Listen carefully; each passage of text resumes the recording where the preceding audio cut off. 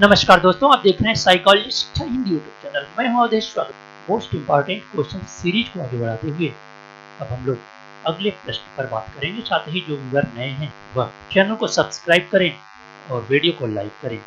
आपसे निवेदन है कि आप कमेंट बॉक्स में लिखकर बताएं कि आपके यह प्रश्नों की सीरीज कैसी लग रही है, आपके लिए कितनी महत्वपूर्ण है, इसे और बेहतर बनाने के लिए क्या सुझाव दे सकते हैं।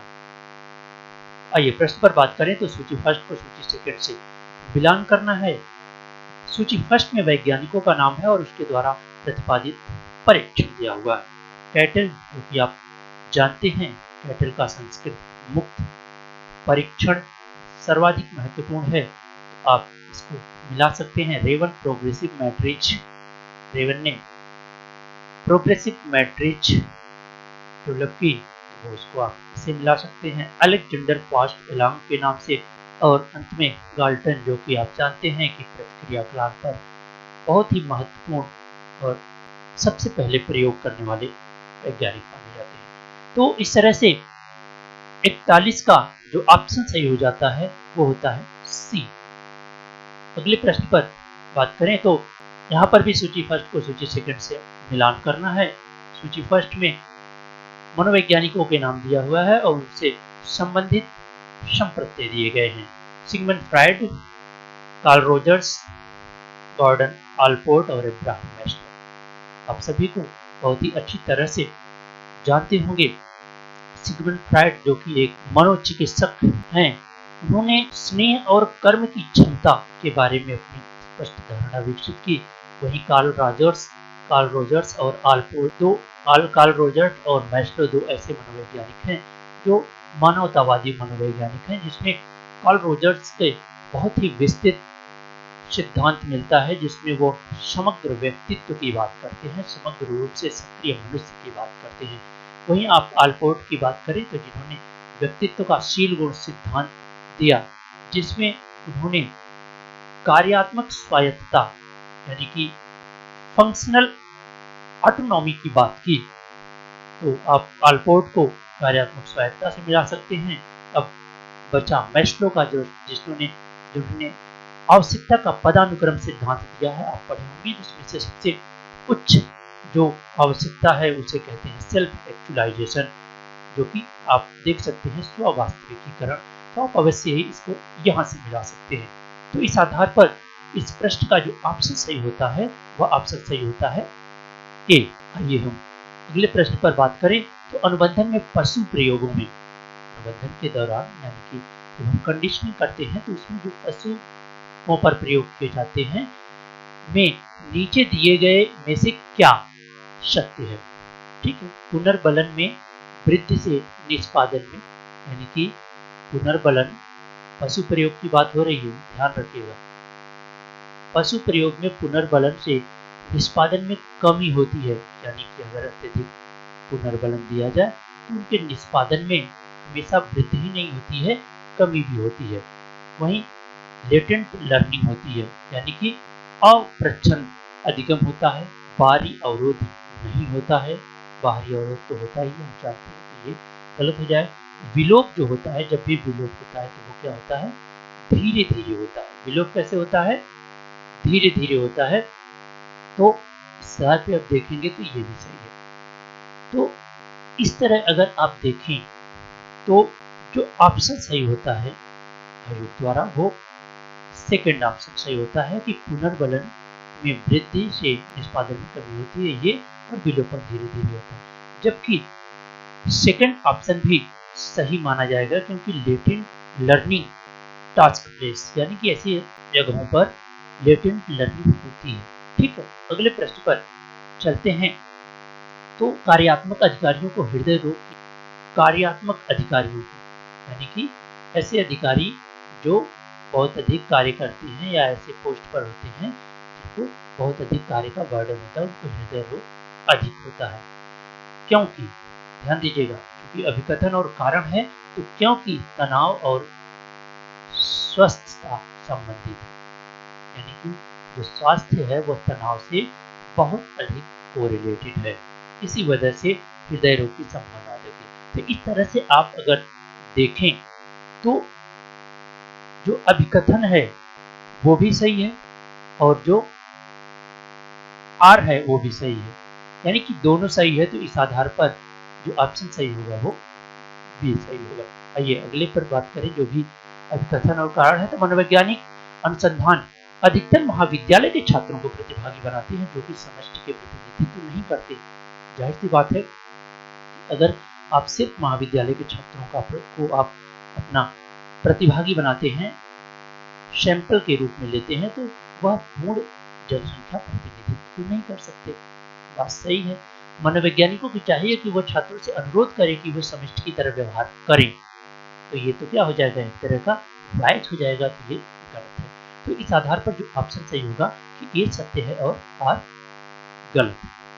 ठीक है, अगले प्रश्न पर बात करते हैं, जो कि गद्यांश दिया हुआ है। इसके आधार पर पढ़ने के बाद आपको इस उद्धरण को पढ़ने के बाद आपको इनसे संबंधित प्रश्नों का उत्तर देना है। आइए पढ़ते हैं कि जांची जा रही उपकल्पना, यानी कि जो कल्पना हम लोग टेस्ट कर रहे हैं, का उपयोग प्रदत्त किस दिशा में इंगित करेंगे, उसके पूर्व कथन हेतु किया जाता है।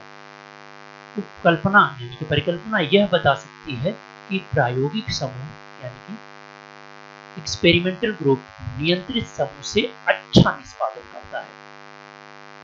कर सकता है। दोनों समूह के आश्रित परिवर्त के मूल्यों को उपकल्पना के सम्मुख रखकर प्रयोगकर्ता यह निर्धारित कर सकता है कि क्या परिकल्पना परिणामों को ठीक तरह से पूर्वकथन यानी भविष्यवाणी कर रही है, परंतु मात्र असंगठित प्रदत्त को देखकर यह कहना कठिन होता है कि क्या एक समूह के मूल्य दूसरे समूह से उच्च या निम्न है। अतः प्रदत्तों को आंकिक रूप से संगठित होना जरूरी होता है, संगठित होना, ताकि वह उत्तर दे सके। उदाहरण द्वारा हम औसत प्राप्तांकों की गणना कर सकते हैं, यानी कि हम औसत प्राप्तांकों की गणना कर सकते हैं दोनों मध्यमानों के बीच अंतर जानने के लिए, और यह ज्ञात कर सकते हैं कि प्रायोगिक समूह का नियंत्रित समूह की अपेक्षा उच्चतम मध्यमान है। मान लें 100 और 99, यानी कि जो एक्सपेरिमेंटल ग्रुप है उसका 100 है और जो कंट्रोल ग्रुप उसका 99। हालांकि इन समूहों के मध्य अंतर है, यानी कि इन दोनों में अंतर है, यदि वह बहुत न्यून है, वास्तव में न्यून है, और हम यह पूछें कि यह वास्तविक है, यानी कि यह रियल है या संयोगवश प्राप्त हुआ है, तो यदि हम प्रयोग पुनः करें तो क्या ऐसे उत्तर मिलेंगे। यदि यह वास्तविक है, विश्वसनीय अंतर है, तो नियंत्रित समूह की तुलना में प्रायोगिक समूह उच्च मध्यमान पाएगा।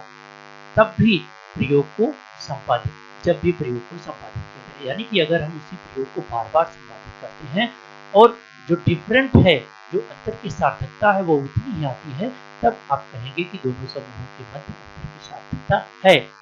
अगर ऐसा नहीं होता है तो आप कहेंगे कि संयोग बस आया हुआ है। ठीक है, अब हम आगे बात करते हैं कि यदि दोनों समूहों के बीच कोई विश्वसनीय अंतर न हो तो हम यह आशा करेंगे कि प्रत्येक समूह आधे अवसरों पर उच्च प्राप्तांक पाएंगे। यह बताने के लिए कि एक प्रयोग में दोनों समूहों के मध्य अंतर क्या विश्वसनीय है, न कि मात्र यादृच्छिक परिवर्तन या संयोग के कारण है। प्रयोगकर्ता एक सांख्यिकीय परीक्षण का उपयोग करता है। कौन सा विशिष्ट परीक्षण उपयुक्त होगा, यह प्रदत्त के स्वरूप पर तथा प्रायोगिक अभिकल्प पर निर्भर करेगा। ऐसे परीक्षणों के आधार पर यह निश्चित किया जा सकेगा कि दोनों समूहों के मध्य अंतर वास्तविक है या संयोगवश या आकस्मिक प्राप्त हुआ है। तो यदि आश्रित परिवर्तनों में समूहों के प्राप्तांकों में सांख्यिकीय रूप से विश्वसनीय अंतर है, तो अंतर संभवतः यादृच्छिक परिवर्तन के कारण है। तब यह निष्कर्ष निकलेगा कि आश्रित परिवर्त को प्रभावित करने में सक्षम है।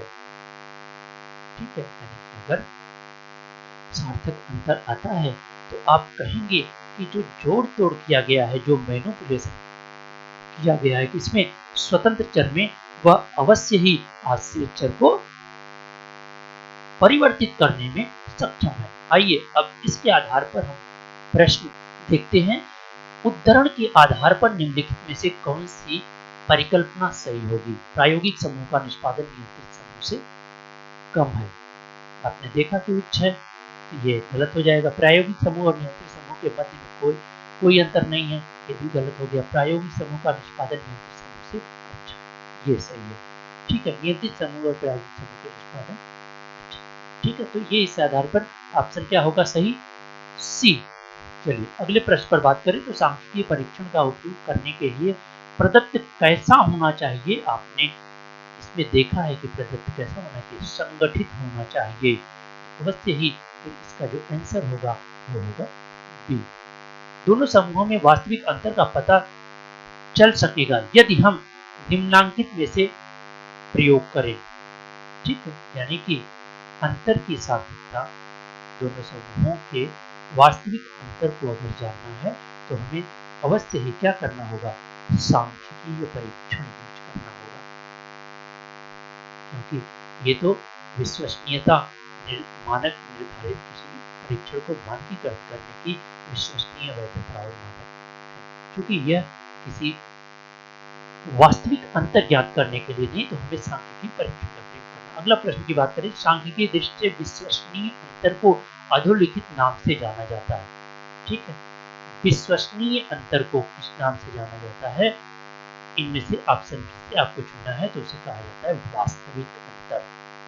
ठीक है, अगले और इस सीरीज के अंतिम प्रश्न पर अगर हम बात करें तो निम्नांकित संप्रतियों को उस क्रम में व्यवस्थित कीजिए क्रम में वे उद्धरण हुए। जिस क्रम में वे उद्धरण हुए हैं तो आप अवश्य ही देखेंगे कि सबसे पहले कल्पना का निर्माण हुआ, उसके बाद विश्वसनीय अंतर की बात की गई और फिर यादृच्छिक परिवर्तन, और अंत में आप सांख्यिकीय परीक्षण के आधार पर जान पाएंगे कि उनमें जो अंतर है वह वास्तविक है या संयोगवश हुआ है। तो इस आधार पर जो ऑप्शन सही होता है वह ऑप्शन सही होगा बी। तो हमें उम्मीद है कि आपको यह प्रश्नों की श्रृंखला आपकी ज्ञान में वृद्धि करेगी, और अगर आपको यह प्रश्नों की सीरीज पसंद आ रही हो तो प्लीज वीडियो को लाइक करें और चैनल को सब्सक्राइब करें। साथ ही कमेंट में बताएं कि आपको यह प्रश्नों की व्याख्यात्मक श्रृंखला कैसी लग रही है। आपका यह वीडियो व्याख्यान देखने के लिए बहुत बहुत